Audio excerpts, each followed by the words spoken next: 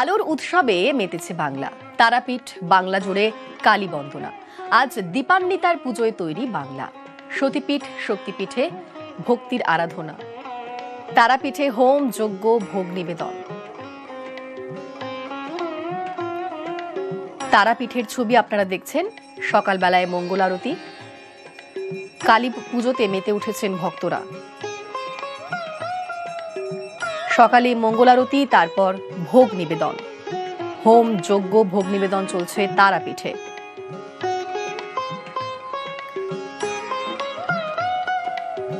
তারাপীঠের এই মুহূর্তের ছবি আমরা সরাসরি দেখব। আমাদের সঙ্গে রয়েছেন প্রতিনিধি অক্ষয় ধীবর।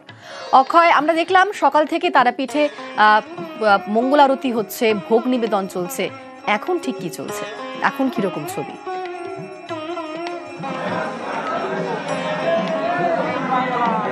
দেখো, তোমাকে আজ এই সকালের ছবিটা একটু দেখাবার চেষ্টা করব। সকাল হতেই রাজ্যের বিভিন্ন প্রান্তের যারা পুণ্যার্থী আছে তারা কালী পুজোর এই বিশেষ তিথিতে প্রত্যেককেই পুজো দেওয়ার জন্য কিন্তু লাইন দিয়েছেন। ভোরবেলা যেমন মঙ্গল আরতি করা হয়েছে, তারপর গর্ভগৃহ খুলে দেওয়া হয়েছে সাধারণ পুণ্যার্থীদের জন্য। সকাল হতেই এবং বেলা বাড়ার সাথে সাথেই মূলত বলা যায় রাজ্যের বিভিন্ন প্রান্তের যারা পুণ্যার্থী এসছেন তারা কিন্তু মা তারাকে আজকের এই যে কালী পুজোর দিন, সেই দিন পুজো দিতে চাইছেন। এবং তারাপীঠে কালী পুজো মানে অন্য মাত্রা, তার কারণ মা তারাকে আজকে কালী রূপে আরাধনা করা হয়। সেই মতো রাত্রেবেলা নিশি পুজোর সময় মা তারাকে কালী রূপে আরাধনা করা হবে। এবং যারা ভক্ত আছে তারা বছরে অন্যান্য দিন যেমন পুজো দেন, তবে কালী পুজো, এই কালী পুজোর দিন তাদের কাছে অন্য মাত্রা। সেই মতো ভোর থেকেই যেমন লাইন লক্ষ্য করা যাচ্ছে, বেলা বাড়ার সাথে সাথেও কিন্তু বহু পুণ্যার্থী দীর্ঘক্ষণ ধরে অপেক্ষা করেছিলেন এবং তারপর গর্ভগৃহে ঢুকছেন, সেখানে পুজো দেবেন। মা তারাকে দুপুরে বিশেষ যে অন্নভোগ, সেই অন্নভোগ নিবেদন করা হবে। সেই অন্নভোগে থাকবে পোলাও, সাদা ভাত, 5 রকম ভাজা, বলিদানে মাংস, এই সমস্ত দিয়ে অন্নভোগ নিবেদন করা হবে। এবং সন্ধ্যেবেলা যে সন্ধ্যা আরতি, অমাবস্যা শুরু হওয়ার পর যে সন্ধ্যা আরতি, সেই সন্ধ্যা আরতি নিবেদন করা হবে। এবং রাত্রেবেলা যে নিশি পুজো, সেই নিশি পুজোর সময় মা তারাকে তারা অঙ্গে কালীর আরাধনা করা হবে। এই মুহূর্তে আমাদের সাথে কিছু পুণ্যার্থী আছে, একটু কথা বলে নেবো। মানে আজকে তো কালী পুজো, কালী পুজোর দিনকে কি মায়ের কাছে আসা? হ্যাঁ, কালী পুজোতে তারাপীঠে এসে মায়ের দর্শন পাবো, মায়ের আজকের দিনে মাকে দেখবো, পুজো দেব, এই মনস্কামনা নিয়েই মায়ের কাছে আসা তারাপীঠে। আর সকাল সকাল পুজো দিয়ে মায়েরকে জানাবো নিজের মনের যা কথা। এই কারণেই তারাপীঠে আসা আজকে। মা যেন সবার মনের বাসনা পূরণ করে, আমাদের যেন। আরো কিছু পুণ্যার্থী আছে, একটু কথা বলার চেষ্টা করবো। আজকে তো বাড়ির কালী পুজো ছেড়ে মায়ের কাছে ছুটে আসা, কেমন লাগে আজকের দিনটা? প্রতি বছর কি আসেন? হ্যাঁ, আমি প্রত্যেক বছরই আসি মায়ের কাছে। আজকের দিনে আমাদের পাড়ার পুজো হয়, সেখানে ছেড়েও আমি মা তারার কাছে আসি। একটা মায়ের আলাদা টান, যে টানের জন্য আমরা আজকের দিনে মায়ের মুখটা দেখার জন্য বারবার আসি এই দিনে। আর আসতে খুব ভালো লাগে। মাকে তো পাড়ার পুজো তো সবসময় দেখি, মা প্রত্যেক মাসে পৌষকালীতে পুজো হয়, কিন্তু এই তারা মায়ের মন্দিরে আজকের দিনে আসার মাহাত্ম্যটা আমাদের কাছে অনেক বেশি গুরুত্বপূর্ণ। তাই জন্য আমরা মা তারার পুজোতে, আমরা কালী পুজোতে তারা মায়ের কাছে আসি। দেখো, যারা পুণ্যার্থী আছেন তারা কিন্তু প্রত্যেকেই অপেক্ষা করে থাকেন কালী পুজোর এই বিশেষ এই যে দিন, সেই দিনকে মা তারাকে পুজো দেবেন, তারা দর্শন করবেন। একেবারে কালী পুজো মানেই তারাপীঠ, তারাপীঠে প্রত্যেকে যাবেন। আজকে দীপান্বিতা আমাবস্যা লাগছে 2:57। তার মধ্যে থেকে এই যে সকাল থেকে যে জনসংযোগ রয়েছে, মায়ের যে যথারীতি আচার নীতি নিয়ে পুজো হবে। পুজোতে আমরা যেরকম স্বাভাবিক থাকে সেরকম মাছ থাকবে, অন্নভোগে, তারপর শীতল প্রসাদ থাকবে, সব রকম উপচার দিয়ে মায়ের পুজো হবে। একেবারেই অক্ষয়, সমস্ত রীতি নীতি মেনেই তারাপীঠের সকাল থেকেই পুজো চলছে। এবং তারাপীঠে আজকে মাকে দর্শন করতে অনেক দূর দূর থেকে প্রচুর মানুষ এসেছেন। সমস্ত রীতি উপাচার মেনে সকাল থেকেই পুজো চলছে। আর এবার আমরা দেখবো এবার বসিরহাটের ছবি। বসিরহাটের নবোদয় সংঘ, সেখানে কালী বন্দনা এবং বসিরহাটের নবোদয় সংঘের এবারের পুজোর থিম মণ্ডপ, শঙ্খ বাজিয়ে মাকে ঘরে এনেছি। যে ছবি দেখছেন বসিরহাটের নবোদয় সংঘর ছবি। এই মুহূর্তে আমাদের সঙ্গে সরাসরি রয়েছেন প্রতিনিধি অনুপম। সেখানে এই থিমটা কিভাবে ফুটিয়ে তোলা হয়েছে এবং আজ কালী পুজোর সকালে ঠিক কিরকম ছবি এই মুহূর্তে সেখানে?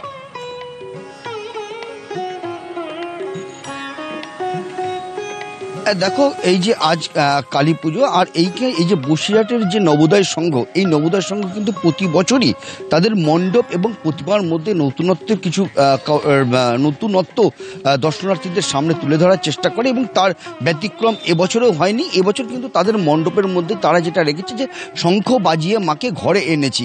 মূলত এই যে শিল্পী এই মণ্ডপটি তৈরি করেছে, সেই শিল্পীর যেটা দাবি যে রাজ্যের মুখ্যমন্ত্রী মমতা বন্দ্যোপাধ্যায়ের যে লক্ষ্মীর ভাণ্ডার, সেই লক্ষ্মীর ভাণ্ডার প্রকল্পের আদলেই এই যে শঙ্খ বাজিয়ে মাকে ঘরে এনেছি, এর মধ্যে দিয়ে তাকে তুলে ধরা হয়েছে যে লক্ষ্মীর ভাণ্ডার যেমন লক্ষ্মীর একটা রূপ, সেরকম শঙ্খ বাজিয়ে মাকে, যেমন মুখ্যমন্ত্রীর হাত ধরেই যেহেতু লক্ষ্মীর ভাণ্ডার আমাদের রাজ্যে ঢুকেছে, ঠিক সেই কারণেই শঙ্খ বাজিয়ে মাকে ঘরে এনেছি, এইটা আর কি প্রকাশ করার চেষ্টা করেছে উদ্যোক্তারা।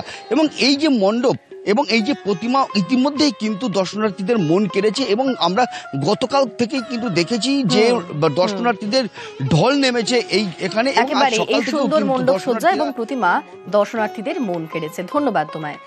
আর এবার চলুন দক্ষিণেশ্বরের ছবি দেখি। কালী পুজো বললেই অবশ্যই যেখানে যাওয়ার কথা প্রত্যেকের মাথায় আসে তা হচ্ছে দক্ষিণেশ্বর। দক্ষিণেশ্বরে কালী বন্দনা, মা ভবতারিণীর পুজো উপলক্ষে সকাল থেকেই ভক্তের ভিড়।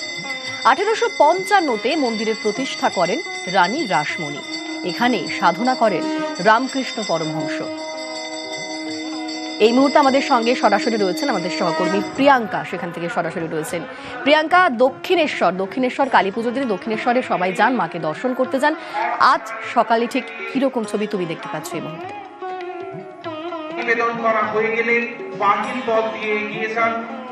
একেবারে অনিন্দিতা, তুমি যেমনটা বললে যে 1855 খ্রিস্টাব্দে তৈরি হয়েছে দক্ষিণেশ্বর কালী মন্দির, প্রতিষ্ঠা করেছিলেন লোকমাতা রানী রাসমণি এবং এখানে সাধনা দর্শন করেছেন ঠাকুর শ্রী শ্রী রামকৃষ্ণ পরমহংস।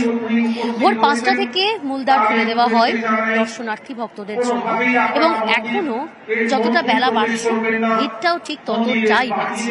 লম্বা লাইন, আগেও দেখাচ্ছিলাম দর্শকদের, যে দর্শনার্থীরা পুণ্যার্থীরা তারা দূর দূরান্ত থেকে এসেছেন, ভিন রাজ্য থেকেও কেউ কেউ এসেছেন মায়ের দর্শন পাওয়ার জন্য। হয়তো সবাই পুষ্পাঞ্জলি দেবেন না, কিন্তু মাতৃ দর্শন পাওয়ার জন্য দূর দূরান্ত থেকে দর্শনার্থীরা এসেছেন।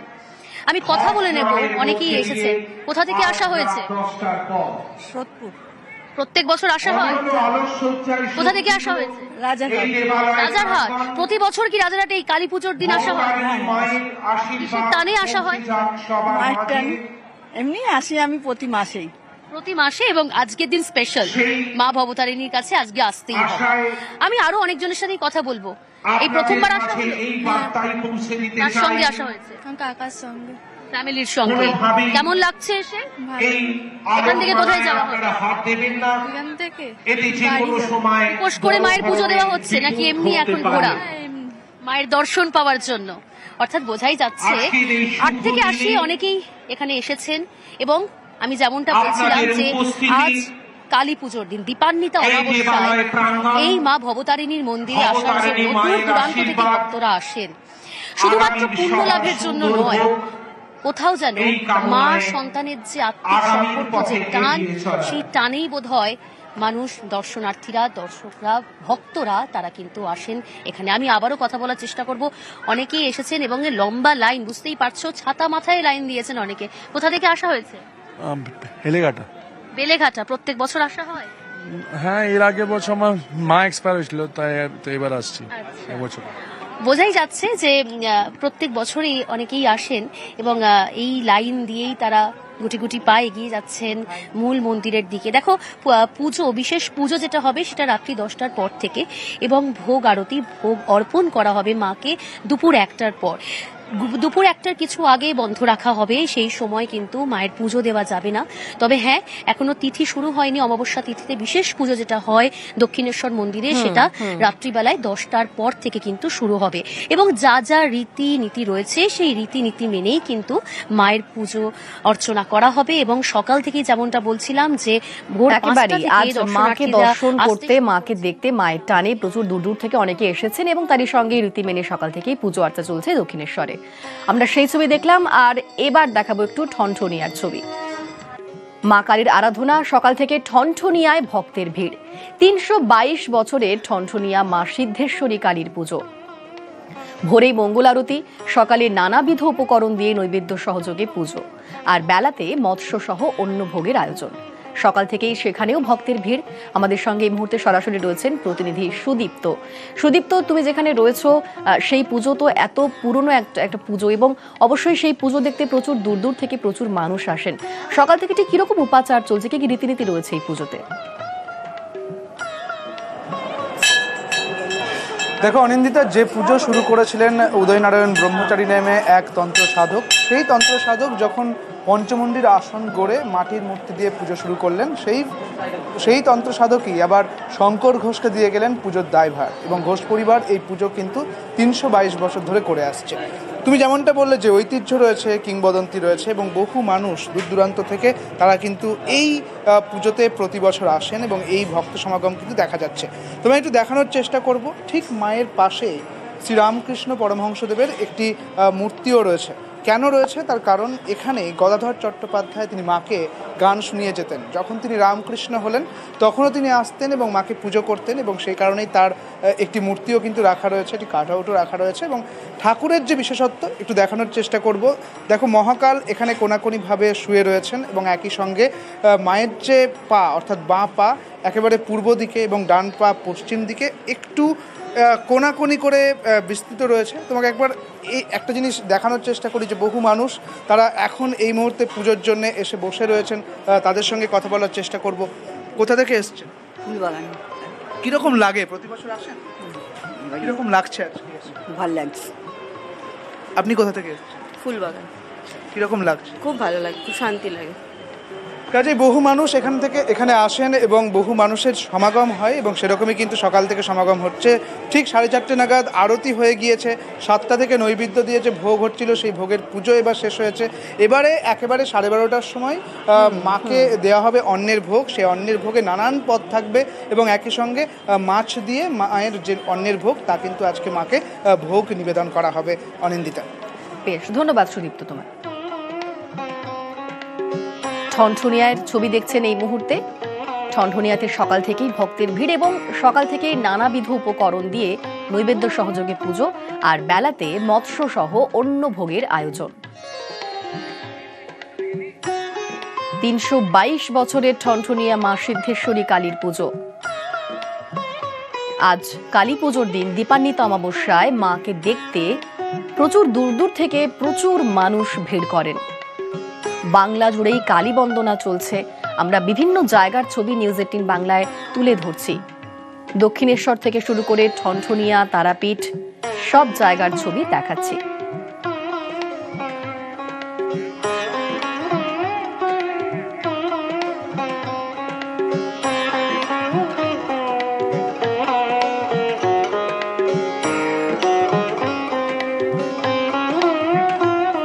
এবার বিভিন্ন জায়গার ছবি আপনাদের দেখাই। চলুন দেখা যাক ঘাটালের ছবি। খেলার ছলে পুজোর শুরু। ঘাটালের বন্দ্যোপাধ্যায় বাড়িতে 200 বছরের কালী পুজো।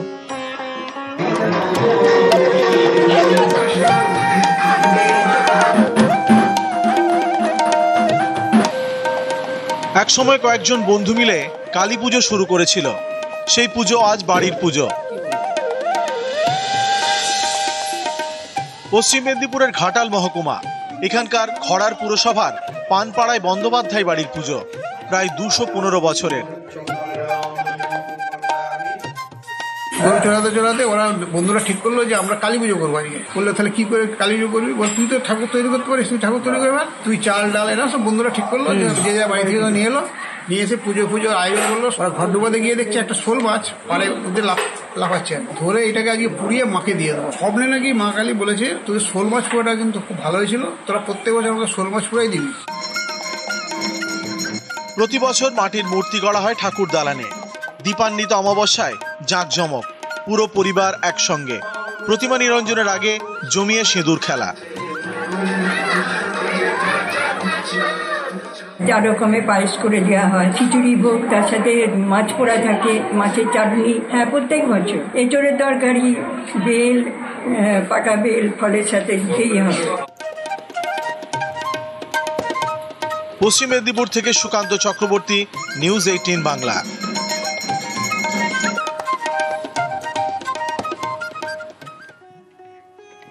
দীপান্বিত অমাবস্যায় বাংলা জুড়ে কালী বন্দনা, ঘরে বসেই ঠাকুর দেখা। এবার এক নজরে দেখে নেওয়া যাক বরানগরের কিছু পুজো।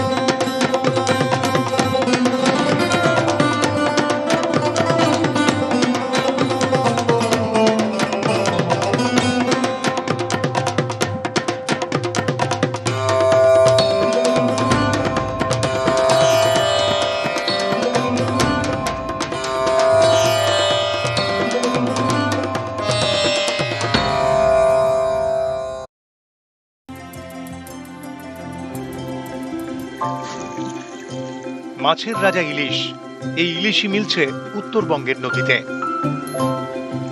কোচবিহারের মাথা ভাঙা গা ঘেঁষে বয়ে গিয়েছে মানসাই নদী। এখানকার রেল সেতু সংলগ্ন এলাকায় নদীর বুকে জাল ফেললেই উঠছে ইলিশ, কোনোটা ছোট কোনোটা বড়। টাটকা ইলিশের চাহিদাও ভালো। মানসাইয়ের ইলিশ জিভে জল আনে। চাহিদা তো মানুষের টাটকা ইলিশের চাহিদা অনেকই বেশি, কারণ এটা টাটকা। মানে সাইজ কেমন হচ্ছে? সাইজ 500, 600, 200, 250, 1 কেজিও আছে। 1 কেজিও পাইছেন? প্রতি বছরই আসে এই মাছ? হ্যাঁ, প্রতি বছরে আসে। তো এবছর কেমন পাওয়া যাচ্ছে ইলিশ? এবছর মোটামুটি 4 কেজি 5 কেজি অবধি পাওয়া যাচ্ছে। এটা কি বাংলাদেশ থেকেই আসে? হ্যাঁ, এটা বাংলাদেশ থেকে আসে। মাথাভাঙায় মানসাই নদী, এই নদী মিশেছে সীতায়ের ধরলায়।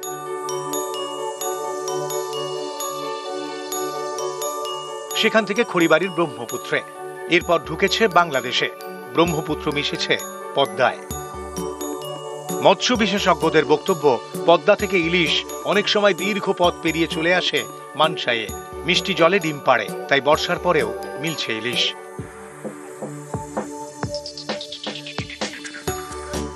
ইলিশ মাছ যখন ডিম পাড়ে তখন মিষ্টি জলে এসে ডিম পাড়ে, নোনা জলে ডিম পাড়ে না। তখন ব্রহ্মপুত্র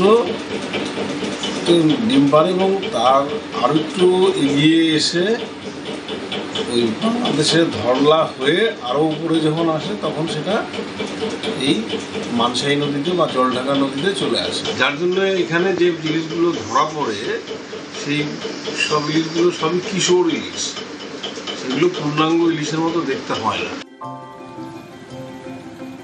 কোলাঘাটে রূপনারায়ণ হোক অথবা হুগলি মুর্শিদাবাদে গঙ্গা, বর্ষায় জাল ফেললেই ইলিশ ওঠে। বঙ্গোপসাগর থেকেও ট্রলার বোঝাই করে দক্ষিণ 24 পরগনার বিভিন্ন ঘাটে পৌঁছয় ইলিশ। এই ইলিশ মিলছে কোচবিহারের মানসাই নদীতে। কোচবিহার থেকে রাজেশ দাস, নিউজ 18 বাংলা।